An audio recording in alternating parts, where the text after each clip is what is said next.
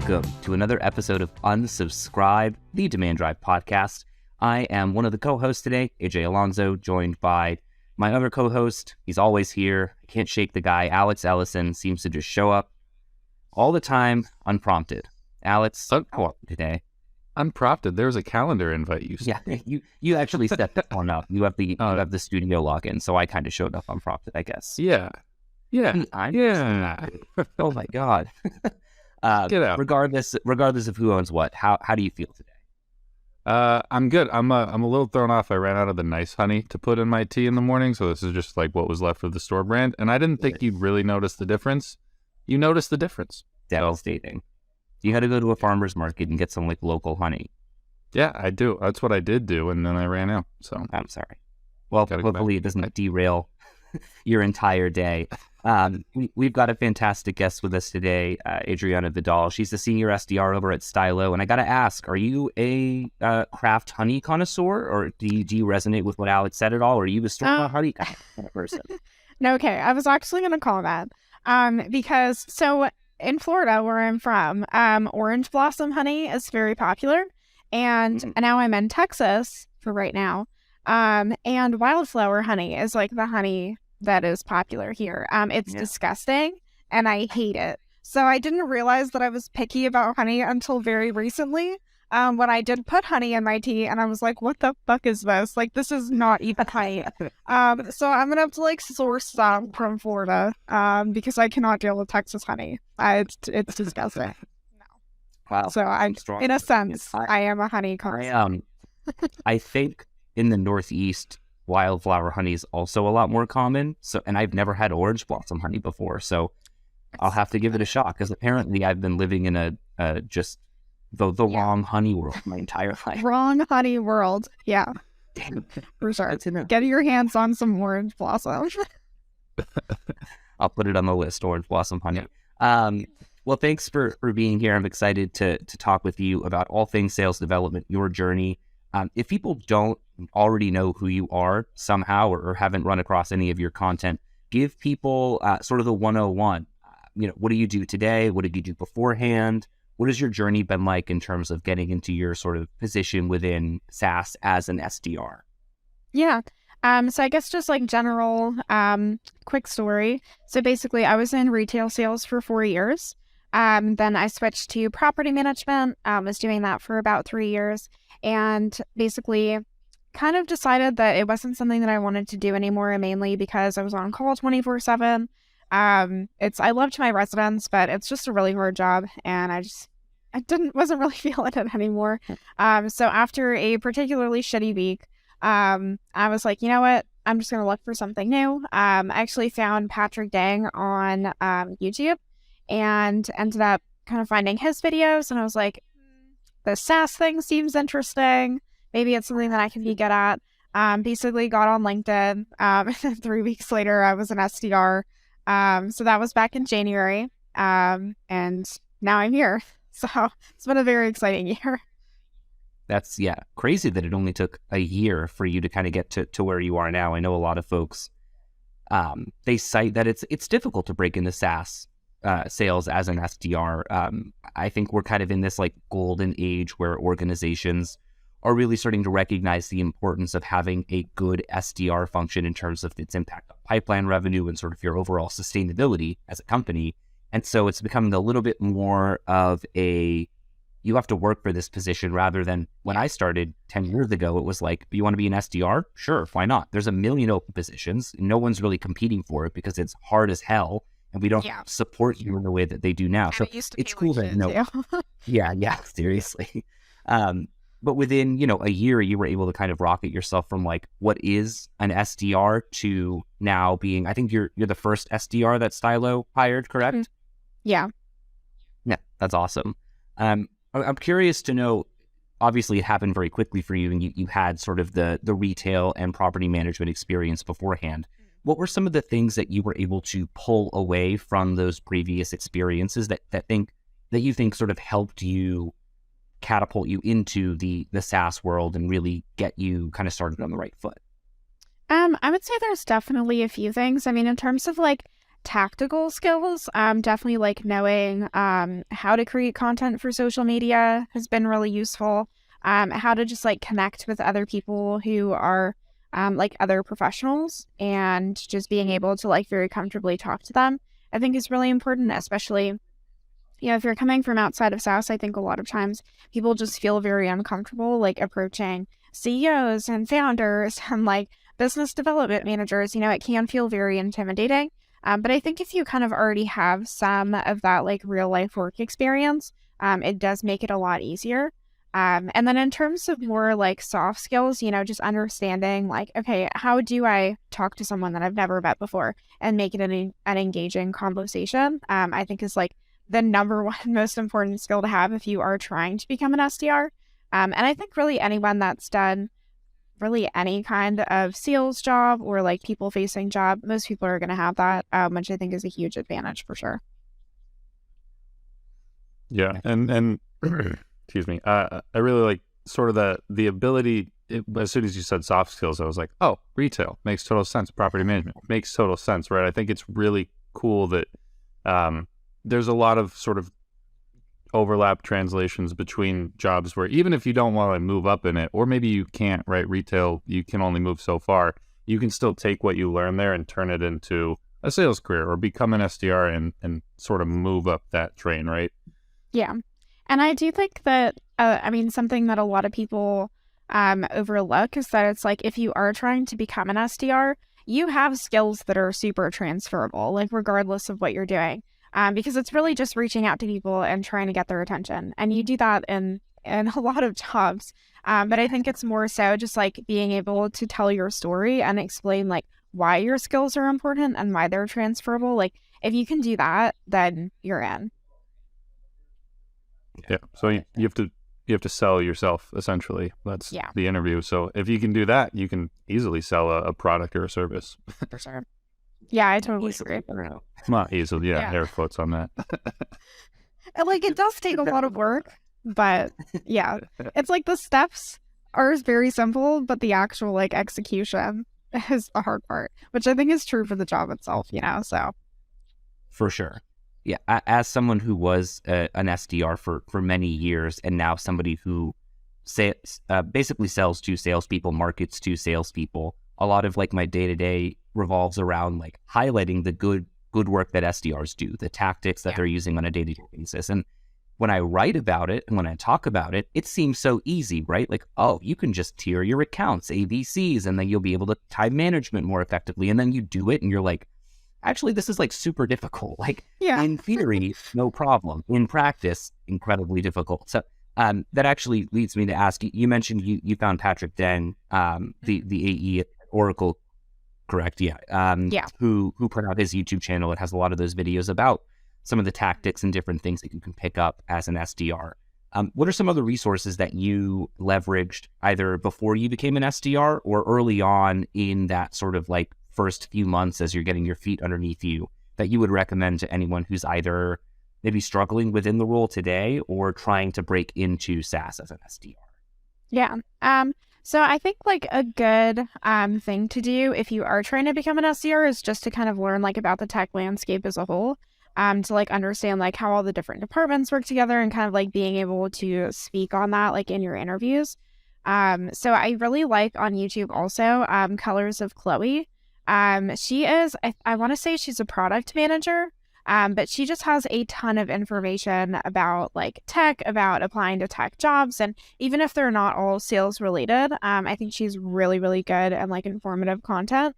And then more on the sales side, I would definitely say like my favorite resource has been 30 Minutes to President's Club, mainly just because of like how actionable it is. Like I know I can listen to like 10 episodes and have like 40 new things, to like try out, or, things that I want to prioritize. Things that maybe like I knew were important, but I wasn't totally sure how to like go about executing them. So I really, really love that podcast too. Yeah, I really like that. And I like the way you split up and specified, like you wanted to get into SaaS. So you found videos that had essentially nothing to do with sales, right? But it explained the SaaS landscape, the different kinds of tools and technologies that are out there.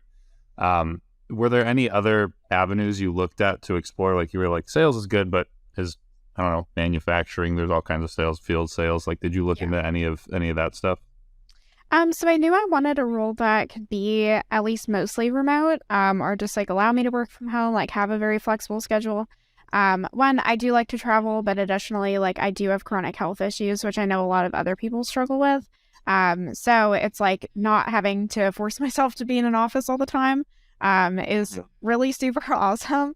And like does make it a lot easier to like do really good work, when I'm not really having to worry about like commuting and like physically being somewhere else. So that was really important to me. Definitely, I mean, the other main thing was like career progression. I do love sales. I don't know that it's always going to be like the right fit for me. I also really love marketing. So, I mean, that could be in the future as well. I just don't know. But, having the ability to like, which you don't really have in a lot of other, like sales roles, but it's like, I know that, I could go from being like an SDR to, a marketing role or something in sales or even like product or something if I wanted to do that.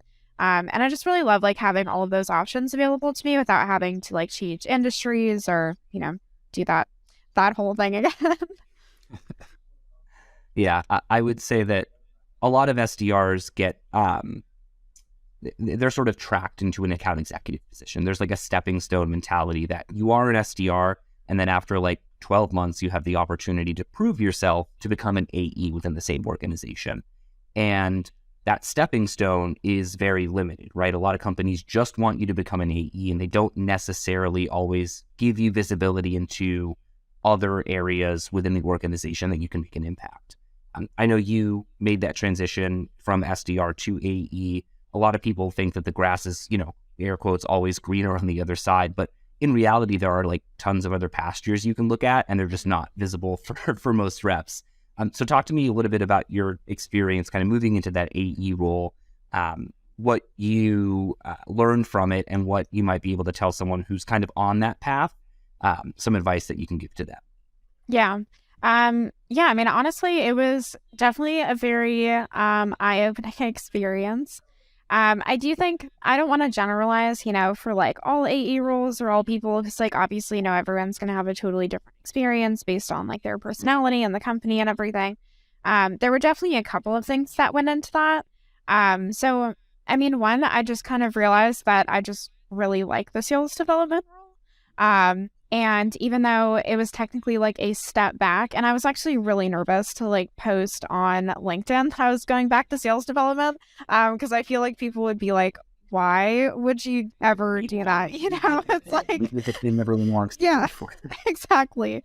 Especially because it's like the post that I made when I like got moved up to AE, was like the post that had the most views and comments that like I had ever gotten on LinkedIn, so it's like, oh my God, I'm just like going back on this and like disappoint everyone that's read that post. But no, people were actually very supportive, which was really great. But I just kind of realized that like I just have the most fun like finding people and then bringing them to the company, and I don't know that that's always going to be sales development, which is kind of also what I realized about marketing is that like in all of my previous roles in sales, like I've always had the most fun, just kind of like starting those initial conversations with people, handling marketing, like really just trying to get people's attention, and then pass them off to someone else. And the kind of that like process, of like having to work with someone over like a few weeks or months, and just kind of having that like repeat relationship just isn't really as appealing to me. So I decided that, I would just go back to sales development and kind of figure out, after a while where I wanted to go next. And I don't really know where next is. But it's probably going to be either like sales development leadership at some point or like something that's more marketing related. I just feel like it's more interesting to me personally. So yeah, I mean, us too. That's yeah, but we're all biased here. So yeah, exactly. I was gonna say AJ, seems like similarly likes that initial conversation. I took a step even further back and I was like, I just want to make the content and then and you can give it to them. I don't need to see that. Yeah. Oh my gosh. I would actually really love to like hear how you guys did make that transition like to sales and marketing. Because I do think that there even though sales and marketing, I think, are generally friendly, there's still kind of like a stigma of like, oh, it's like if you start in sales and then you go to marketing, like you were never even a salesperson. And I find that really interesting because I think that like marketers can be great salespeople and salespeople can be great marketers. Like, yes, the goals of the role are different.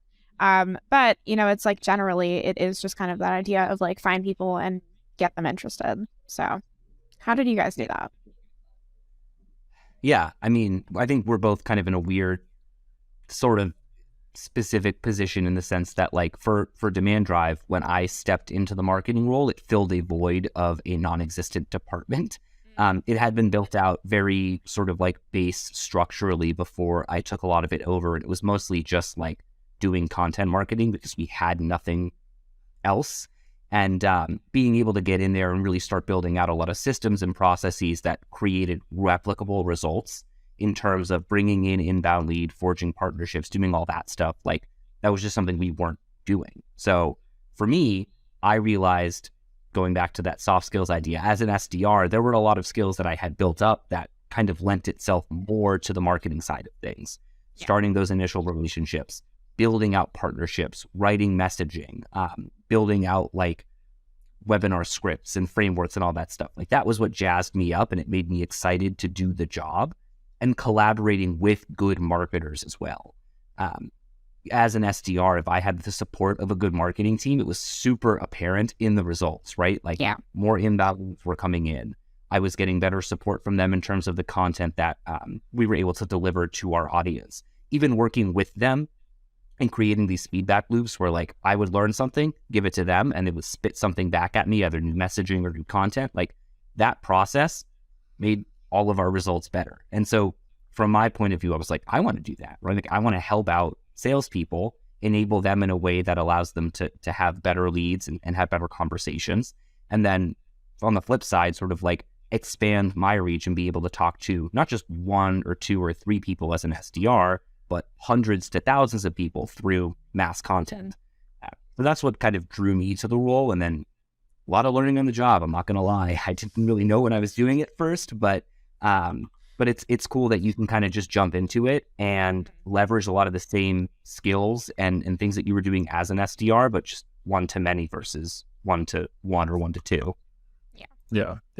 And then on my end, I feel like SDR, sales development rep, obviously often gets lumped in with sales, but one of the things we noticed at Demand Drive is it was about a 50-50 split between clients that put it under marketing versus put it under sales. So to me, the whole time I was like, the AE path is very obvious, but the path to marketing was also probably more obvious to me than a lot of other SDRs. So when I was thinking, what do I want to do next? It's not be an AE. I figured that out relatively quickly. Then I could take the time, right, and explore, like, what do I like about my job? It's like writing email content. It's like if there's a graphic or something to share or create. And so then explored that a little bit more, reached out to AJ, who was still at the department at the time, and was like, hey, can I write a blog for the website? And then I liked doing that, snowballed from there, more responsibilities. And then, and then now I'm here. Yeah, that is funny that you say that because I feel like there has also been like a lot of talk on LinkedIn about like SDRs kind of like starting to move in the direction to really like be a lot more closely aligned with marketing. And I mean, like you said, I do think that just makes so much more sense from like a, skills for that job perspective. But I guess we'll see what happens. Yeah, and it does depend on the company a little bit, right? Like if you don't have a well fleshed out marketing department, or you're not really bringing in a ton of inbound leads and you're really relying on like referrals to grow your business, then maybe aligning them with marketing isn't the best idea because you need to fuel that sales, those net new businesses. Whereas on the flip side, if you have an incredibly mature marketing organization and your team is like drowning in inbound leads, then you probably want to prioritize those rather than, I know, right? Amazing problem to have, but you want to prioritize those with the right resources, the SDRs, to actually follow up on those rather than only working on net new business. You have to think about it from the lens of like, where do you work? What does your company do? How is it structured? But, it's always been the bridge, right? Like SDRs have always been that bridge between sales and marketing.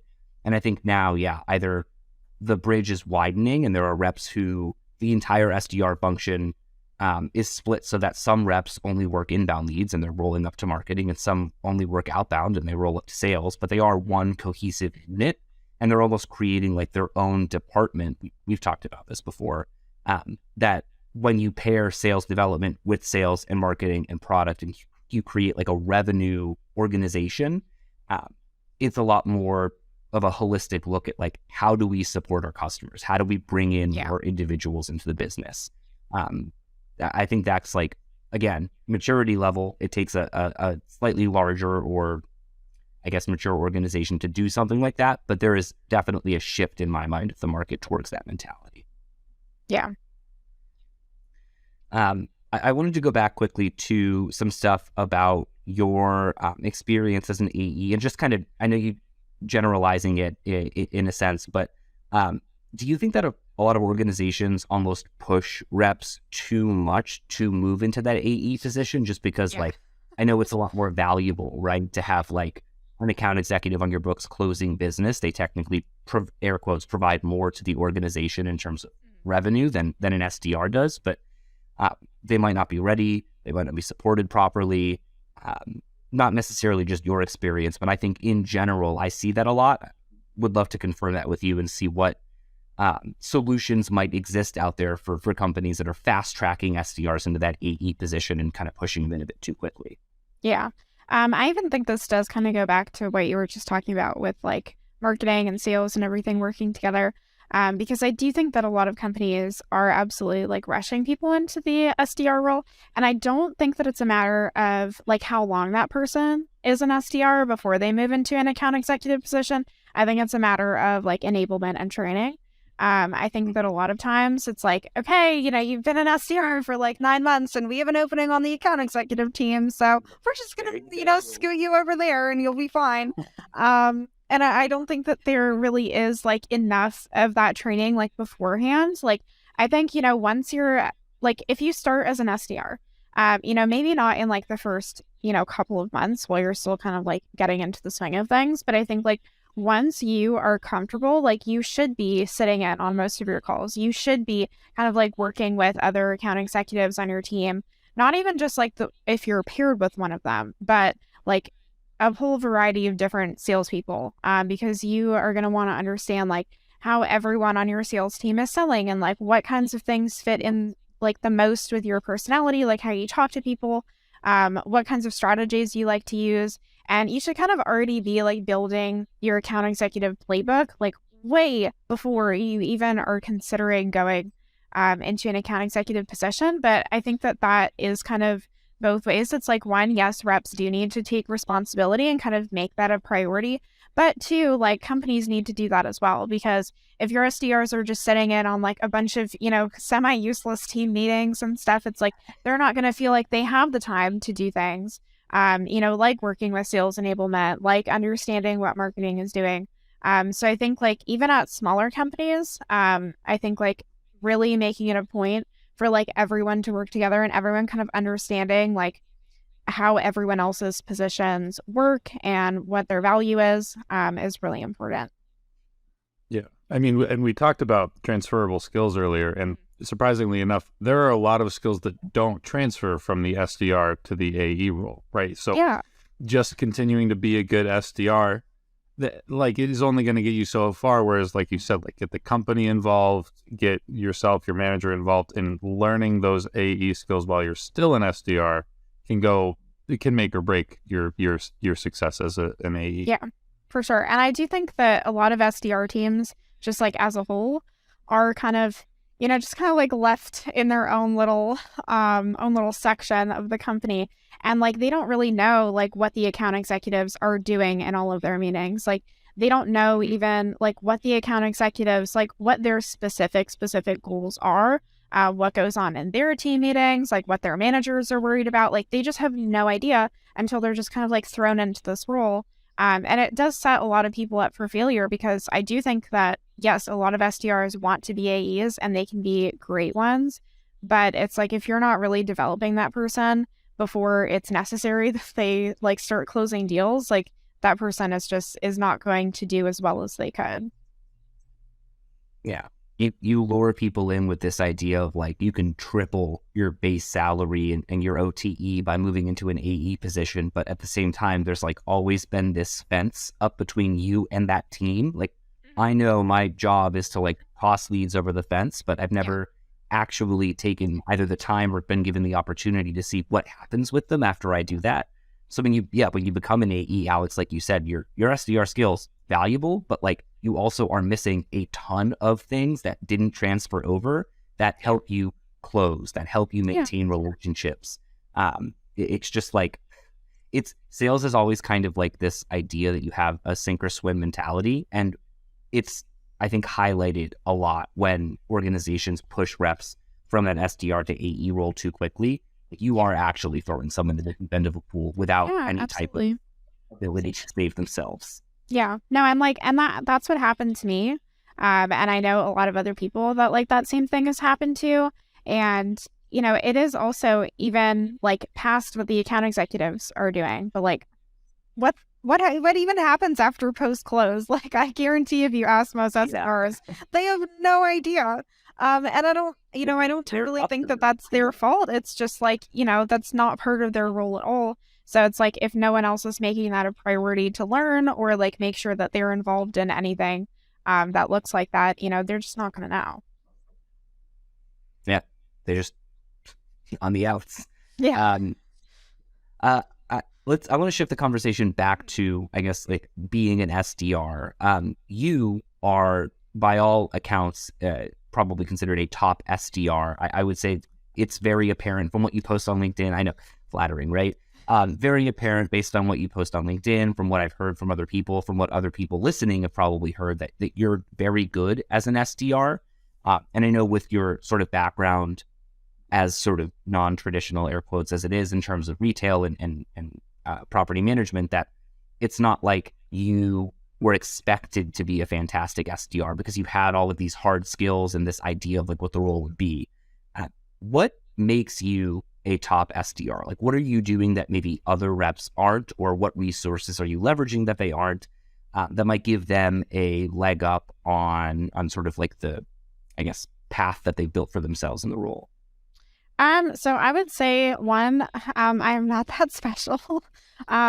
There are a lot of fantastic SDRs, and a lot of people that I think could be fantastic SDRs. I mean, I think it's a huge mix of stuff. I also don't want to make it seem like I just like walked in here and like totally knew what I was doing and it just like magically worked out. I mean, one, like I have tried to do a lot of my own research and like learning through other people on LinkedIn, like through podcasts, through YouTube, like really just kind of trying to like immerse myself in like what everyone else is doing and different strategies that work for different people, and just kind of testing. And you know, I also don't want it to seem like, I don't know, like this role is very easy for me, because it's not. It has taken a lot of adjustment. Like I like to joke that being an SDR is like karma for all the cold calls I hung up on as a property manager, because I used to get like 8 of them a day, and I would literally always just be like, go away, like no one likes you. I was so mean. And you know, it's karma. I truly believe that. You know, but it took a long time for me to like be comfortable calling people, especially after like how much I used to hang up on them. I was like, oh my God, now I'm the annoying salesperson. You know, but it's even like switching roles. Like when I was at Beyond, you know, like getting past that whole idea of calling property managers, and how annoying I was being, like, you know, then switching to another company like Stylo, like now I'm calling support people. When I was calling property managers, I knew what they were doing all the time. Like I knew all of the annoying stuff that goes on in their day, versus like now, and I'm the only SDR on the team, you know, like, and I'm calling prospects that, you know, yeah, I've done research on, but I don't totally know and like truly understand their role. And that's really difficult too. So I think that really like the most important thing is just being able to experiment and not really take things too personally. Like, okay, you know, what I was doing this week just did not work out. So here's my list of new things that I'm trying next week, and we're just going to see how it goes. You know, I think that that's really like the only mindset that you can have as an SDR, because you know what, like some days are just not going to go well, and you just have to be able to, you know, go to the next thing. Ain't that the truth? Feel like I just what are some ramble there. No, it's great. And I think you bring up a good point. Like the role in and of itself is not easy. We all understand that, but how you handle it when it isn't easy and sort of the mentality that you have going into it is super important. I'm curious, what you've worked with a lot of other SDRs, people who are looking to break into the role. What are some of the top traits that you do look for in someone, sort of those like soft skills, those qualities that they have that tell you like, oh, like you'll be good at this role, but like I can see you succeeding in this role because you're curious, authentic. Like what do you look for? Yeah. I mean, I think that the easiest thing for me to spot is like people who are just like really interested in sales. I think if you like don't really have a genuine interest in either sales or marketing, like this just probably isn't really the right role for you. And like, I mean, it's true, a lot of people, they find tech content online and they're like, oh my gosh, like you get to work from home. All you have to do is call people, like it's probably not that hard, and like the salary is really good. I don't want to like discourage people from looking into tech. It's just that I don't think that like the SDR job is really going to be quite right for those. So I don't know. I think, just having like a really genuine interest, like in sales, in marketing, in like working directly with customers. I think like having sales experience previously does set you up the best for this. And that's not to say that people without sales experience can't be good SDRs, because that's just not true. But I think that just kind of already having that basis of like, what does sales look like? What does good sales look like? Like, what does good marketing look like? And just kind of having that like base understanding does, I think, set you up to be a lot more successful, a lot faster, if you're kind of, trying to explore the role. Very cool. And last thing that I wanted to ask you, I think I mentioned it a couple of times and you did as well, but you are all over LinkedIn. I know you started posting fairly regularly, like pretty soon after getting your SDR role, kind of just jumping right into it. What made you decide that was something you wanted to do? I know you said you leveraged a lot of what you learned on LinkedIn and through sort of like those connections to help you within that first sort of beginning period of being an SDR. Was it more of like I just want to give back thing? Was it a recognition that building up a personal brand would help you kind of in the long term? Talk through that a little bit. So I've always loved creating content. I have had a variety of platforms. I had a fashion blog. It was terrible. But I tried. Like way back in like 2013. No, it has been wiped from the internet, thank God. You can actually still find. So I also had like a beauty YouTube channel. I think this was also like around the same time. You can find it on YouTube. It has like 4 videos, and they were mostly recorded in my bathroom at my parents' house. And you can find it. I don't have the email address to that account anymore, so I cannot figure out how to delete it. So they just, they live there. You guys probably could find them if you really wanted to. But oh my gosh, it's so embarrassing, honestly. But no, I've just always really loved like challenging myself to be creative. I've always loved writing, and like aspects of photography, things like that. So I've had like a zillion Instagram accounts for all different sorts of things over the years. So I knew that I just wanted to kind of challenge myself to make content like about this new thing that I was pursuing. But that did kind of morph like over time as to, okay, like I actually do have things that are valuable to other people, like, and I know things that, other people who are maybe just starting to look into tech like don't know. And when I had first gotten on LinkedIn, I was a little bit scared to post because it's like all of the people that I was seeing on there, they were like VPs of sales and founders at these startups who have like been in tech for 15 years, and like, what do I know? No one's going to want to read my posts. But, I think just sharing like where you're at and not trying to, pretend like you know more than you do, just kind of sharing like what you're learning and what things are working and what things aren't, is really valuable to people, and they appreciate just like knowing what's on your mind. So it's been super fun. I absolutely love LinkedIn. I'm on it like 24/7. It's honestly a problem. That sounds dangerous. That's a lot of screen time. Honestly, yeah. Oh my God. You guys don't even want to see my like screen time. It's like, so hey, bad. It's like 18 hours. Oh, you had a screen on for 25 hours today. Yeah. Impossible. Yes, I'm literally breaking records. Funny. It's bad. The way that you talk about being on LinkedIn and sort of being that like, I'm just a few steps ahead of somebody else who's a few steps behind me. They can learn something from me. I think it was I first heard the quote more than likely in the movie Catch Me If You Can, but secondarily through Justin Welsh. He posted something forever ago about Frank Abagnale, the actual guy who was in the movie Catch Me If You Can, the real story, about how he got caught. He was like teaching a sociology class at BYU. He knows nothing about sociology. And they asked him, like, how did you do this? How did you pull it off? And his answer was that he just stayed a chapter ahead of all of the students. So it just goes to show that like you can literally be a step ahead of somebody else on your journey, and somebody who's a step behind can learn from you. And I think that's like the best mentality to have if you do want to create content, because it's easy for imposter syndrome to sit in. You said, who would want to read something that I post? I'm just an SDR. That's a VP of sales. That's a founder. Like, they have so much more to share. But somebody who wants to be an SDR can learn a ton from you. If you're 6 months on the job, someone who's 3 months on the job can learn a ton from you. Yeah. I think that's just the right mentality to have. Yeah, I think also, it has been kind of interesting because I think that especially over the past year, like a lot more SDRs have started making content.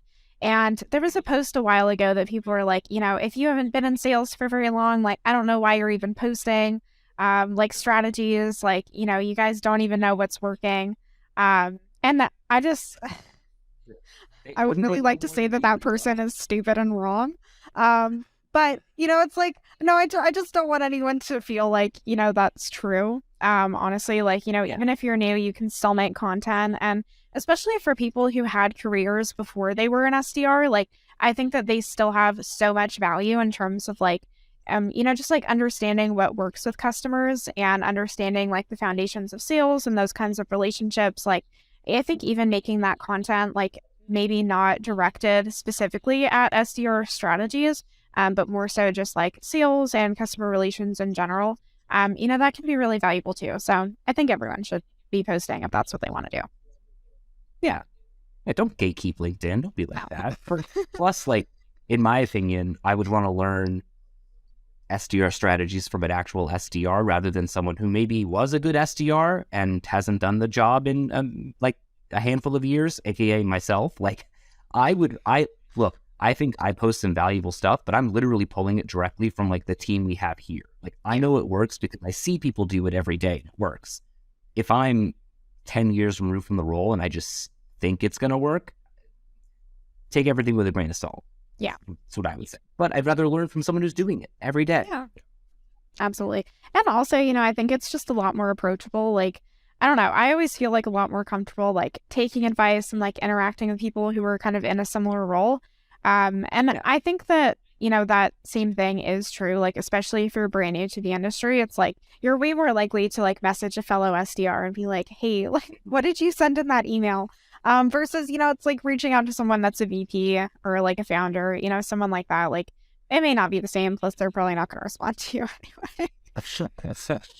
You get enough rejection on a day-to-day basis. Yeah, exactly. You're trying to... Exactly. Well, I wanted to wrap the conversation up just by asking you, I know we covered a lot today. If there was one thing that you wanted the audience to take away from what we talked about, what would it be? You know what? It's kind of cheesy, but like, just believe in yourself, guys. Honestly, I guess, honestly, going back to that question of like, what do you think like sets you apart from people? I think if anything, like, I just really believe I can do what the fuck ever I decide. And I think that that's kind of like a unique superpower. And I just want to like give that to everyone. Like, if you think you can be a good SDR, like, just go for it. Start messaging people on LinkedIn, like, talk to managers, reach out to me, reach out to literally anyone that makes content about being an SDR, like ask your questions, get in front of people. And if you are an SDR right now and you feel like, you could be doing better, or you could be doing more, or, you could be more successful at a different kind of company that you're more passionate about, like just go for it. Just pick something and do it. And it'll be fine in the end, honestly. Love it. Very inspirational stuff. You opened up yourself for people to reach out to you. If people do want to get in touch with you, learn more about either you, Stylo, what you're doing, continue this conversation, how can they do that? How can they actually get in touch with you? Yeah, so LinkedIn DMs are generally like the easiest way. If you are looking for your first SDR job, I also do run like a free job search support group on Slack. The link is not posted publicly because I didn't want, weirdo and like spammer people to join. But yeah, if anyone wants to just message me on LinkedIn, happy to answer your questions or, let you into the group. Really, whatever you feel like is going to be the most useful. Awesome.